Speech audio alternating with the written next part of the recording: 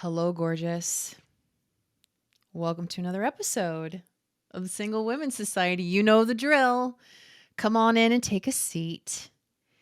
I am going to share a little bit of my heart with all of you today.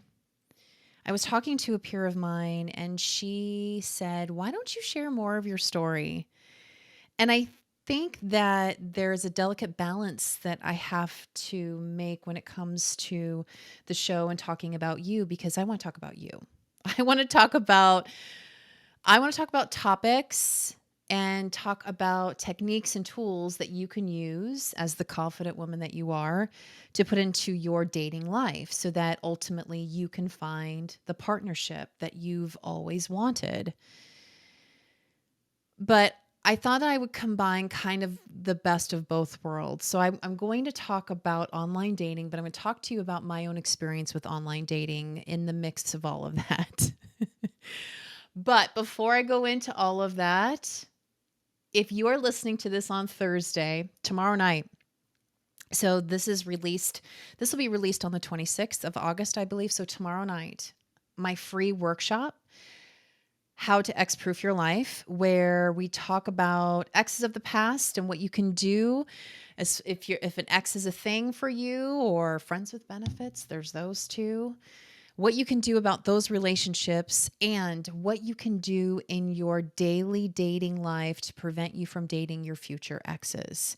So I help you set the foundation when it comes to even selecting who you decide to date for that very first date. And it's completely for free. So if you're around tomorrow night, I hope you'll join me. So tomorrow night, 6:30 p.m. Central Standard Time, I'll make sure and put the link in the show notes, but you can go to singlewomensociety.com and up at the top, it says free workshop. And I have to tell you, I don't know when I'm going to offer another free workshop again because things are changing. And there's a lot of things and a lot of changes that are going to be happening over at the Single Women's Society.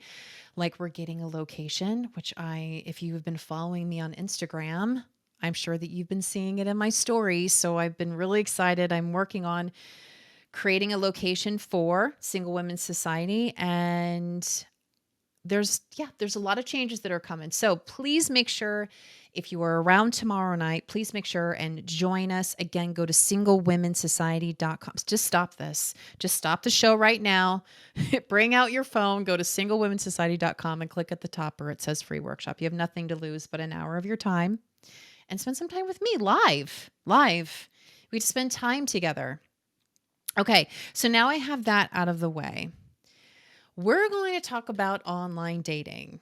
And a lot of other dating coaches or love coaches or relationship coaches will tell you that the best way to meet someone is in person and or through a mutual friend or set up through a mutual friend. And they're not wrong.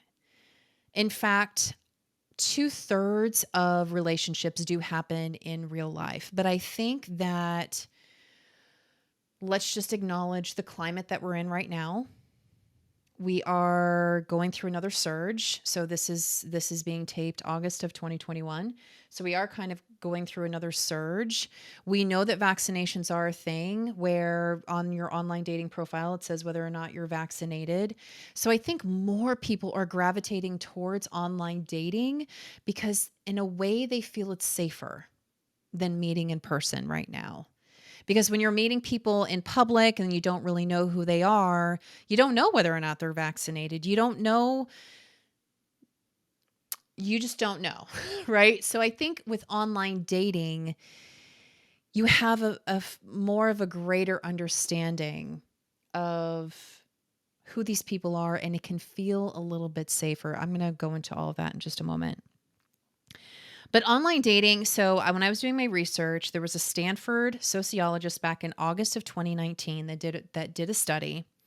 His name was Michael Rosenfield, and did a study on how many relationships, now this is 2019, granted this was 2 years ago, and how many relationships are started online. And the percentage was 39%. So 39% of relationships, they found each other online. Now, I can't testify if those relationships are still working, if they're still together long term, right? So we know that at the time that he made that study, that we know that 39% of the people that he researched and that he asked questions, that those people found each other online. There is also some additional research out there. Now, granted, you have to consider the source, right? So when it's dating apps that are doing the research, you're kind of like, okay, of course you're going to say, come here and join. But I think that it's there were a couple of different sources that I saw that people who meet online are less likely to get divorced. Now, the divorce rate is declining because people are waiting to get married. So again, there's all these factors at play, right? But I think online dating, this could probably be an entire series that I will cover at some point in time, but I have yet to cover online dating here on our show at Single Women's Society. So I'm going to talk about it with you today. So my partner and I, Brian, met online. And even back then, so I'm going to go back even farther than that. I online dated on and off for 8 years. 8 years because of several different reasons, but I'm going to name just a few. Single mom. So when you're a single mom, you're pretty much working and kids and working and kids. So sometimes the best way to meet someone without having to physically go and meet somebody is online. Number two, I had moved to the state of Iowa and I didn't know a lot of people. I didn't grow up here. I didn't go to high school here. I didn't go to college here.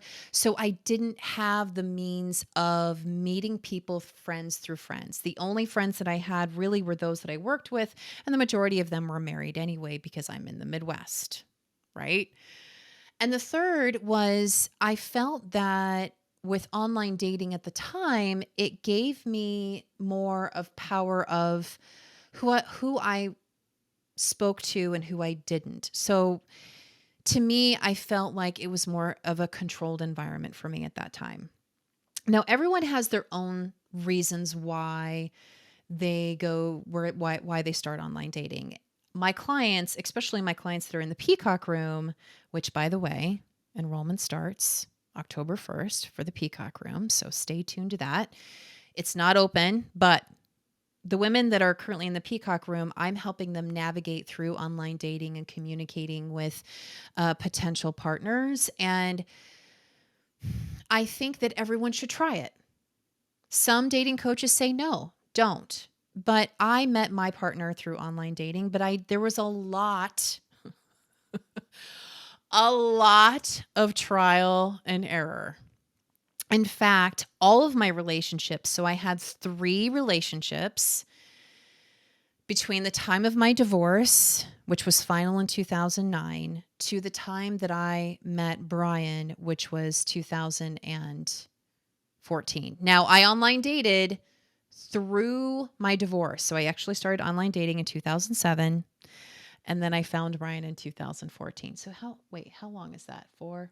That's what, 7 years? So maybe it's not 8 years. 7, 8, 9, 10. Sorry. 1, 2, 3, 4. Okay, 7 years. 7 years of online dating. Okay.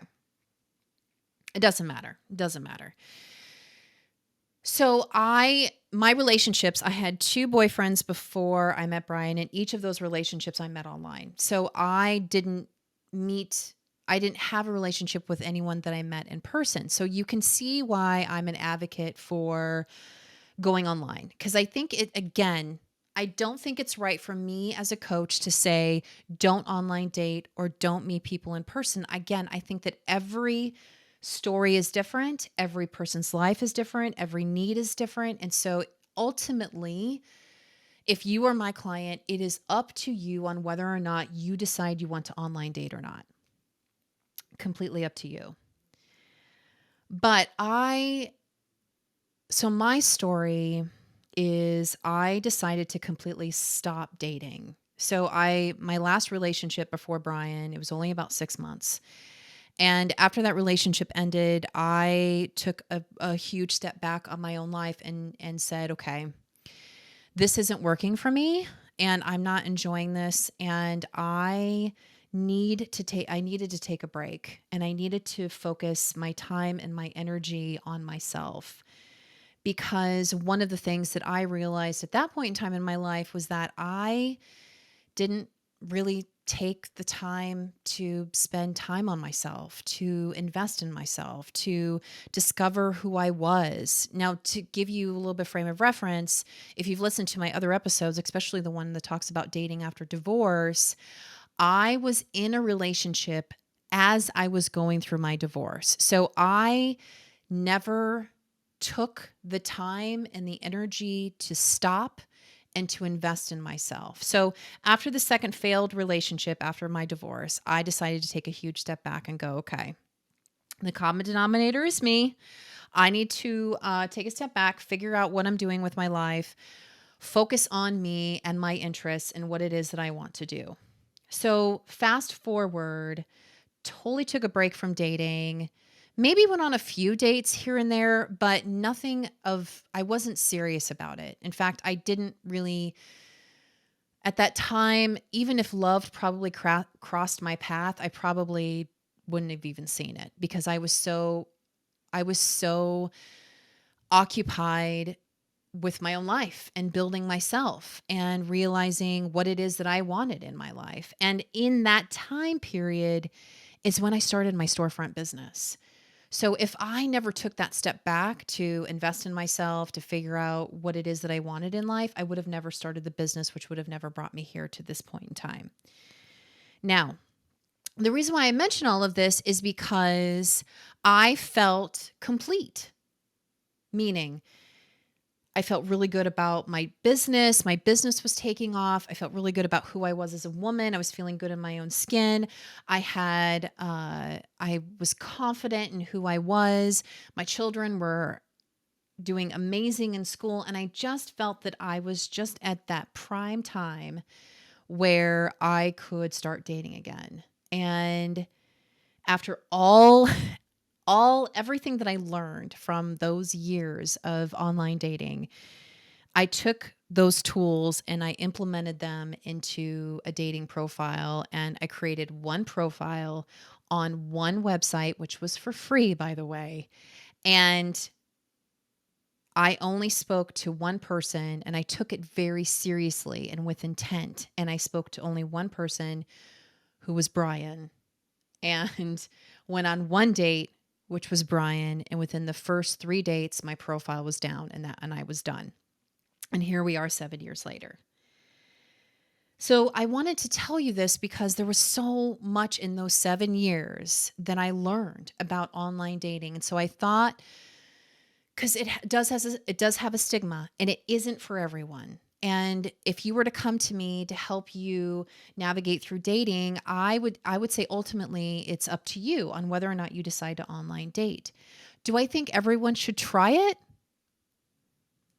Probably. Again, I hate to be gray about it, but I just feel like love is one of those things where it's not black and white. There's a lot that's involved. There's your previous history. It's whether or not you've done the work, whether or not you've been to therapy, whether, what is your attachment style? What is it exactly that you're looking for? There's so many components that go into this that I'm not going to tell you yes or no. That is a decision that you have to make for yourself. But I do want to share with you the things that I have learned, that I learned about online dating, that I'm hoping that as you're listening to this episode, that it will help you if you decide to take the jump and create that online profile, that this will help you to kind of navigate and figure out what exactly are you doing with online dating. And anyway, I'm just going to go ahead and just start. So get out a piece of paper and a pen, and let's get started. Okay, so number one, I have my list here. There is the difference between paid online dating and free online dating. Now, I know things have jumped leaps and bounds since I've been with Brian for 7 years. I know that things have changed, but not changed enough. So here is my advice between paying and for free. You pay. I know that there's greater perks. I know that you're able to unlock certain things depending on certain websites.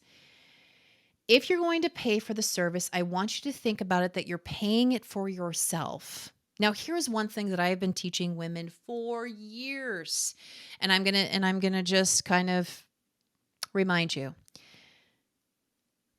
In order to take things seriously, we invest in them financially. We do. This is why I'm not going to offer my free workshop anymore. This will be the last time.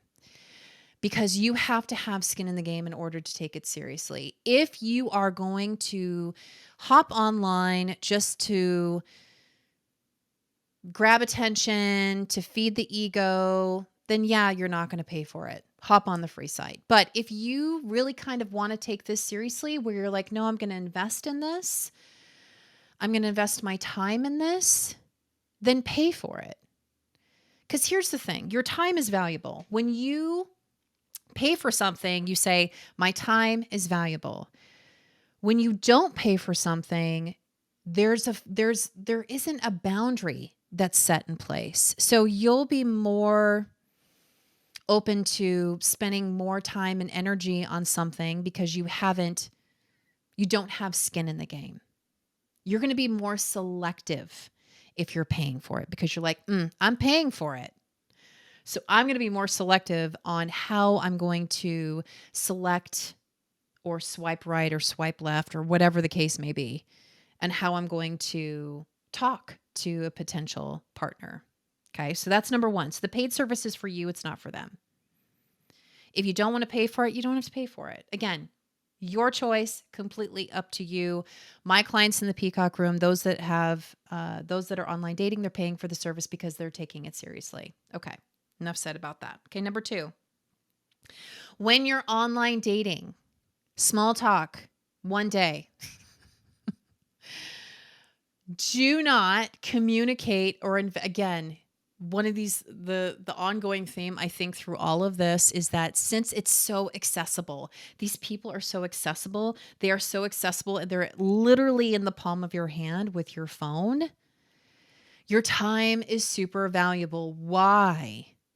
Why would you do small talk on an app for 3 to 4 weeks?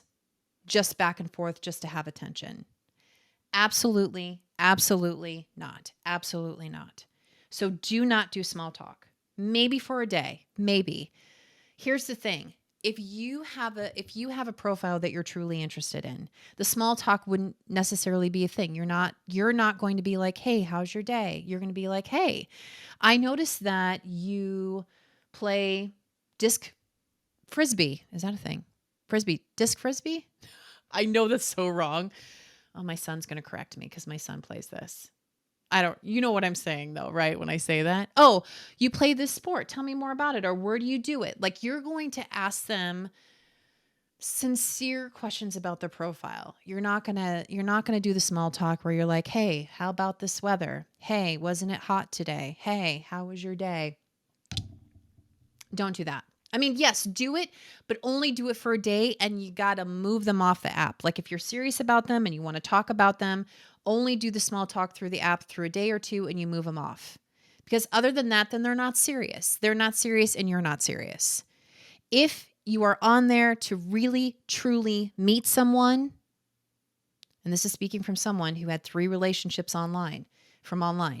If you are truly wanting to speak to someone, you will move them off the app because that tells them that you're more serious about them. Okay. That's 2. Number 3, one of the things that I learned about profile when you're swiping right or left, only swipe on the ones that you really have an interest in. I've seen all of these like TikToks and reels and like people just swiping, like even like closing their eyes. Okay. Are there people like that online dating that exist? Yes, there is. There's all kinds of people. There's married people. There's people looking for a third person for a relationship. The spectrum is far and wide when it comes to online dating. But if you know exactly what you're looking for, swipe right with intent. And not only that, but when you look at their profile and you do I swipe right or left? Is this person a match? Think to yourself, think to yourself, is this person someone that I want to hang out with? Like, could I consider this person as a friend? Is their profile interesting enough to me to where I want to know more about them? Which leads into number 4. Warning sign, red flag, whatever you want to call it. Reason number 4, if they don't put any effort in their profile, move along, because that's going to show what kind of effort they're going to put into communication with you. Again, if you're online dating to find someone, to find a relationship, then you again need to put investment, put time and energy into your profile, and you're going to want the same, right? You're going to want the same. You want the same for yourself. You're going to show up as they're going to show up and vice versa. They're going to show up how you're going to show up. So if you've put time and energy in your profile, which I know you have, also you wouldn't be listening to the show. You wouldn't be here. If this wasn't a thing, you wouldn't be here, right? So if they don't have a lot of information, or if they have ask me anything, no, you're not here to ask them anything. You're here to ask them questions about their profile. And if they don't have anything on their profile, it's a big red flag. It can mean multiple of different things, but you're just going to kind of move right along. There's one thing. Okay. So the next thing that I'm going to tell you is that people do lie on their profiles. And that is something you have to accept when you commit to online dating, because just like with everything else on social media, just like with everything else with Facebook and Instagram and YouTube and all of the different places, people lie. They're going to put their highlight reel out on their online profile. And sometimes they're going to elaborate, and sometimes they're going to lie about stuff. You just have to accept that. You have to accept that. You have to be strong enough in yourself, confident enough in yourself, that if something like that happens, and be vulnerable enough in yourself to know that if something like that happens, that if you find out that there's a lie, that you're strong enough to move on from that. So the way I always used to look at it was that people lie in real life too. Like, I could meet someone anywhere and they could lie right to my face and I wouldn't even know, right? So I would say, don't let that be a deterrent for you to create that online profile and to start online dating. The last thing I want to mention to you is, depending on who you ask, online dating could be a numbers game. And I've heard from several different women in my community that the advice that they've been given is that the more you date, the more likely you are to find your person. In fact, she knows who she is. Her and I, a good friend of mine, we do virtual cocktails. And she was telling me about a friend of hers who actually kept a spreadsheet of everyone that she had been on a date with. Now, again, it's up to you. But there's a couple things I want to remind you. Your time and your energy is so valuable. If you feel that dating is a numbers game, or you feel like you have to date multiple people in order to find the person, that you have to kind of like go through it like a Rolodex, right? Rolodex. I think I'm saying that right. And you're just kind of going through hoping to like eventually find the person, that's fine. But you have to be willing to sacrifice a lot of your time and energy to that. And I used to be that. I was. When I first truly started online dating, when I was done with that, when my first relationship ended, when my divorce was final, and then divorce ended, and then 6 months later, that relationship ended. I was a serial dater. I would line them up like every lunch hour during the week. And I found out very, very, very quickly that was not the game for me. It was not about quantity for me. It was about quality. And I guess you have to decide that. As a coach, I would advise you that it's not a numbers game. I would advise you to date with intent. I would advise you, as the confident woman that you are, that your time is valuable and your energy is valuable, and to be very selective on who you decide to date. But again, it's your decision. I don't feel it's a numbers game because I tried it. It didn't work for me, but just because it didn't work for me, maybe it'll work for you. So that is my final thought of online dating. So I would love to hear from you. I know that online dating is either you're in or you're out, or maybe you're in between, but hopefully after listening to this episode, hopefully maybe it changed your mind.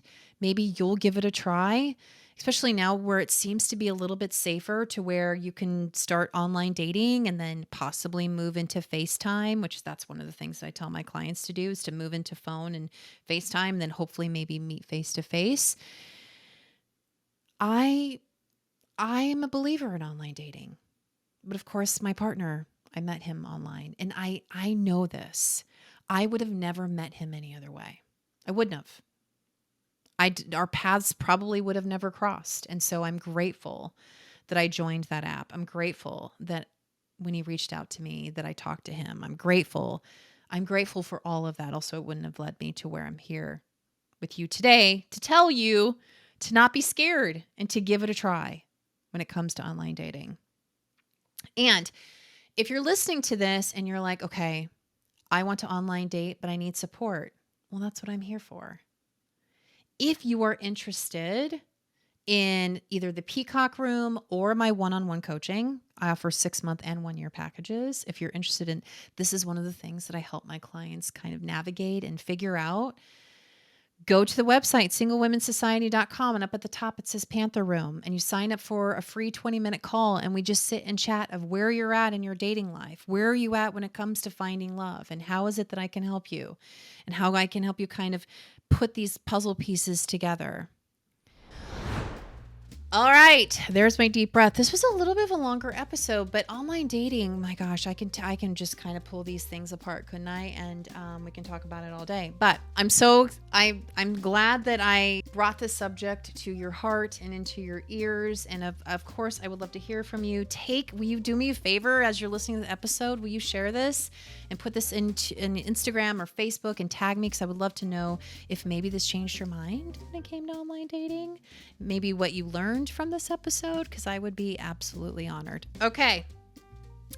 Well, thank you so much for tuning in. And if you've been watching on YouTube, do you like my curly hair? So this curly hair is natural, and I haven't done it in a really long time, but I'm kind of digging the vibe today. So if you're watching on YouTube, thank you so much. Please make sure to like, subscribe, and follow, and click the little bell so every time we have an episode that's uploaded that you're the first to know. And if you're listening on Spotify and iTunes, I would love it if you would subscribe and you would share this episode and share this podcast with your single friends. And of course, please make sure to rate and review if you're listening on iTunes, because this is how other women can find us. And if you're over on Instagram or Facebook, come and follow us at Cat Cantrill, CATCANTRILL. If I can help you in any way, please make sure and contact me. You can always contact me directly, cat@singlewomensociety.com. And remember, my love, true love is waiting for you, and I will see you next time. Bye.